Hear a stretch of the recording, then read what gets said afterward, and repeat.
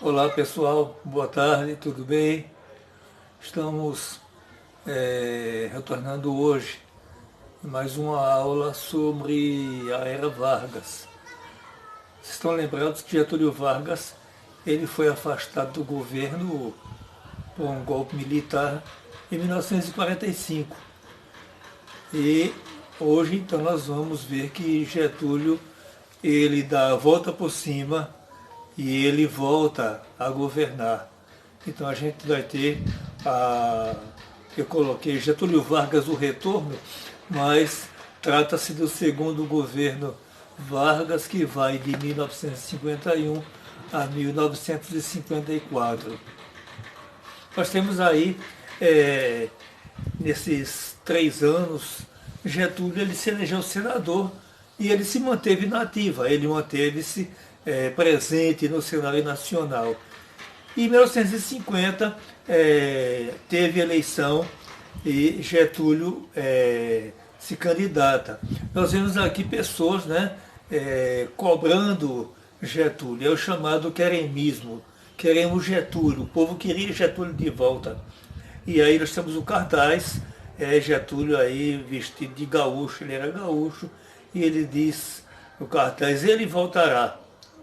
Não assuma compromisso com outros candidatos, ele voltará conduzido pelo povo. Então, Getúlio concorre em 1950 às eleições presidenciais, mostrando que ele ainda está vivo. Então, ele é eleito, em 1951 ele toma posse como presidente da República e logo de cara que ele assume, ele tem dois grupos que agem dentro do governo dele. Nós temos aqui os liberalistas, que é um grupo representado pelos militares e empresários, que defendiam a abertura, ou seja, que o Brasil deveria deixar o capital estrangeiro entrar e tomar conta do nosso mercado. Já os nacionalistas, eles são representados por trabalhadores e por grupos de esquerda. Eles defendiam que o Estado deveria se fazer presente na economia e rejeitando assim o capital estrangeiro. Então, quando Getúlio assume, ele se alinha com esses nacionalistas e ele encaminha ao Congresso um pacote, um programa que visava primeiro a expansão da indústria. E nós temos então, neste programa de Getúlio, 4 pontos. Um deles era investimento na relação entre Estado e empresários. Segundo, priorizar a empresa pública para investimentos industriais. Fundação do Banco de Investimentos. E um projeto de desenvolvimento que ligasse a agricultura, a indústria e as massas populares. Então já se vê que era um projeto populista. Nesse retorno de Getúlio, ele tomou algumas decisões que ele considerou prioritárias. Ele criou a Petrobras e a Eletrobras, que ainda hoje são membros do nosso governo. A Eletrobras lidera, controla a produção de energia e a Petrobras ela controla, né, a principal parte da pesquisa de petróleo e refino. Então, a visão de Getúlio foi tão grande que ainda hoje essas empresas que ele fundou, que ele organizou, ainda continuam presentes ativas. E, ao fazer isso, ele demonstrou, ele entrou em confronto entre os interesses do pessoal liberalista que queria a presença do capital estrangeiro. E a principal batalha desse início de governo dele é mobilizar a opinião pública em torno daquela frase que durou muito tempo. O petróleo é nosso. Ou seja, nenhuma empresa estrangeira tem o direito de vir aqui no Brasil e tomar posse daquilo que é nosso. Isso gerou muita confusão, que não é o assunto de hoje, mas Getúlio também tem, ele retoma aquela política de favorecer o trabalhador. Estão lembrados, né? Em primeiro lugar, ele recupera o poder aquisitivo do salário mínimo. O salário mínimo, aliás, ele foi decretado durante os festejos do Dia do Trabalho, no 1º de maio. A proposta dele foi aumentar o salário mínimo em 100%. Isso foi um absurdo. Tanto que a oposição tentou pedir o impeachment dele, ou seja, queriam tirá-lo do governo porque ele estava retornando àquela política de agradar o trabalhador. Essas medidas, elas tinham, com certeza, uma forte tendência nacionalista e não agradou as elites nem os militares. Mas existia um camarada, esse camarada foi o problema principal de Getúlio. Chamava-se Carlos Lacerda.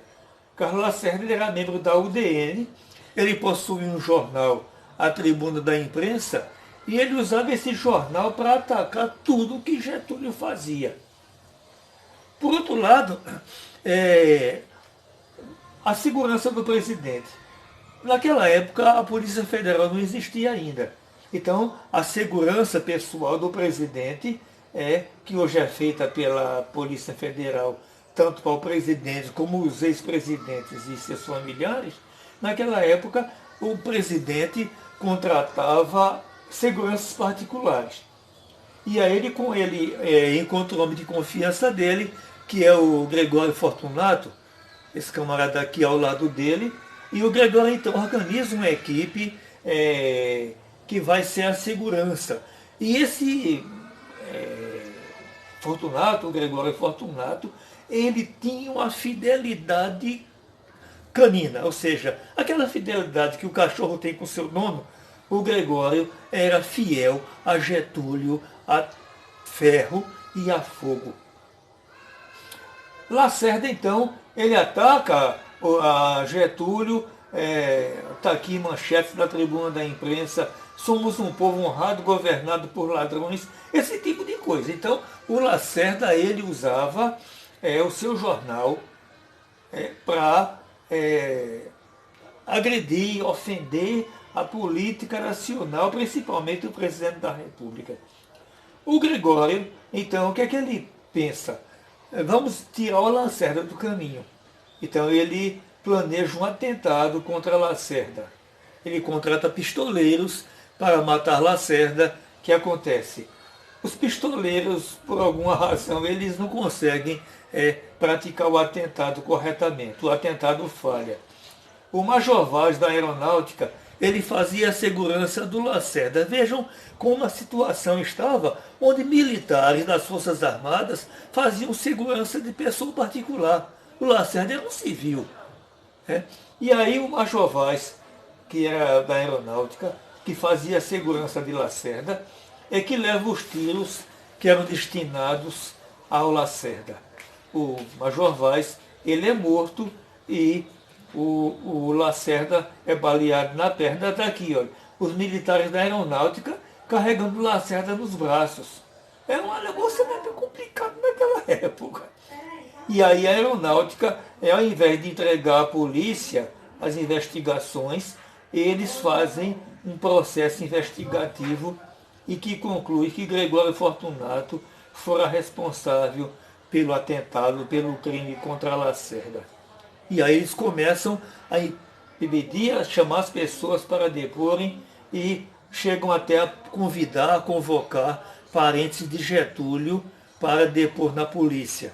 O irmão de Getúlio, Benjamin Vargas, ele é convocado. Então isso incomoda profundamente Getúlio. Só que esses atentados, essas ameaças, essas denúncias, elas levam a uma crise.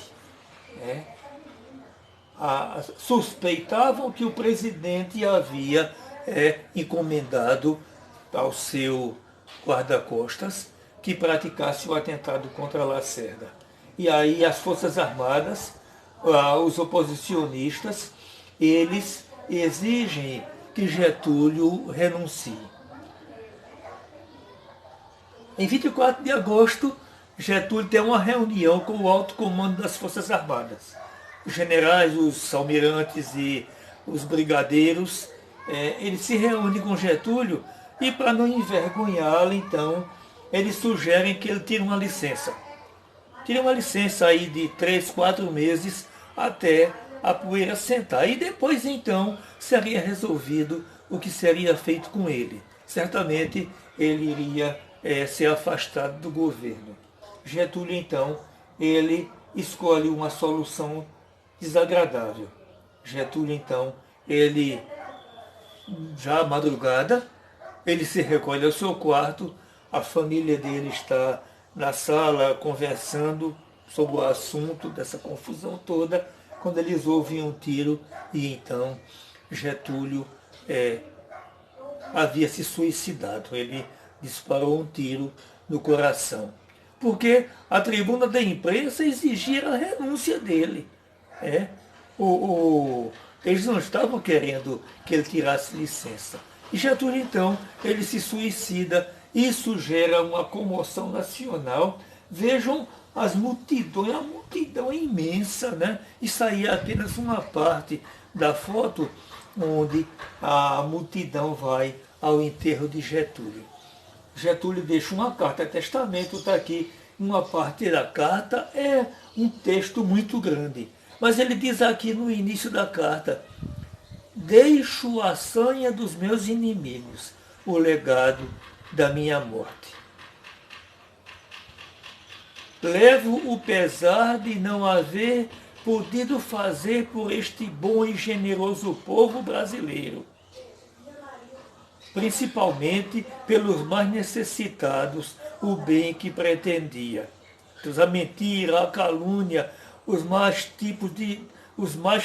torpes invencionices foram gerados pela malignidade. E aí ele vai atacar aqueles que o ofenderam.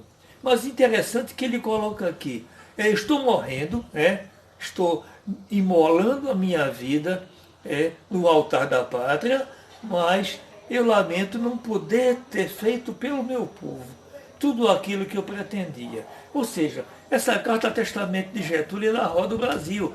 Eu lembro que eu tinha uma pequena infância, ainda 5, 6 anos, mas eu lembro que no interior chegavam folhetos de cordel narrando esse sacrifício de Getúlio. E então, gente, com Getúlio se encerra uma era, que é o populismo exagerado, o trabalhismo. Mas os seus sucessores, que vêm depois, que nós vamos acompanhar agora, o Juscelino Kubitschek, o João Goulart, eles vão dar continuidade ao getulismo. E isso aí, amados, vai acontecer o quê? Em 1964, os militares tomam o poder, com a desculpa de organizar e botar ordem na casa. Bom proveito, e na próxima semana a gente continua. Tchau, tchau.